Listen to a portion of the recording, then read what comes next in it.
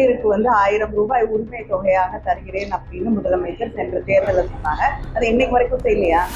நாங்க யாரோட கூட்டணியில இருக்கோன்றது அவருக்கு தெரியுமா தெரியாதான்னு தெரியல. தேர்தல் நேரத்துல எதையா சொல்லணும்ன்றதுக்காக குற்றச்சாட்டுகளை வைப்பது சரியான அரசியலாகும். எதையெல்லாம் செய்ய முடியுதோ அதையெல்லாம் வாக்குறுதியா கொடுத்து ஏமாற்றுவது ஸ்டாலின் தலைவர் விஜய் நேற்று வந்து திருச்சி பரப்புரையில சொன்னாங்க. ஆமாங்க, மகளிருக்கு வந்து 1000 ரூபாய் உரிமை தொகையாக தருகிறேன் அப்படின்னு முதலமைச்சர் சென்ற தேர்தலில் சொன்னாங்க. அது இன்னைக்கு வரைக்கும் செய்யலையா?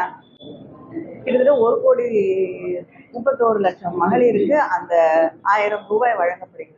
கொடுத்திருக்கக்கூடிய ஒவ்வொரு வாக்குறுதியையும் நிறைவேற்றி தந்திருக்கக்கூடியவர் தான் முதலமைச்சர் அவர்கள். அதனால என்ன உண்மையா நடந்துட்டு இருக்குன்னு தெரியாம தேர்தல் நேரத்துல எதையா சொல்லணும்ன்றதுக்காக குற்றச்சாட்டுகளை வைப்பது சரியான அரசியலாகும். திமுகவும் காவியும் வேறு வேறு அல்ல, எல்லாம் ஒரே கூட்டம் நாங்க யாரோட கூட்டணியில இருக்கோன்றது அவருக்கு தெரியுமா தெரியாதான்னு தெரியல. வேற ஏதாவது கேட்கணும்?